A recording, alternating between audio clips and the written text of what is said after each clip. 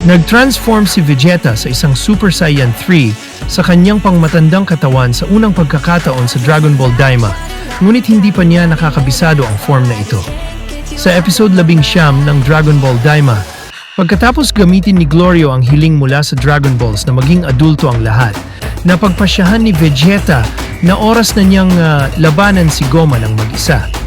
Magbabagong Super Saiyan 3 si Vegeta at habang mukhang magagapi at malalampasan niya si Goma sa simula, pinahintulutan ng ikatlong mata si Goma na hindi mawalan ng anumang stamina, na hinahayaan siyang madaling malampasan ang bagong anyo ni Vegeta. Si Vegeta ay nakagawa ng isang mahalagang pagkakamali. Gayunpaman, nagsusumikap ng labis at napakabilis. Dahil malinaw na hindi pa niya nagagawa ang pagkonsumo ng enerhiya ng Super Saiyan 3.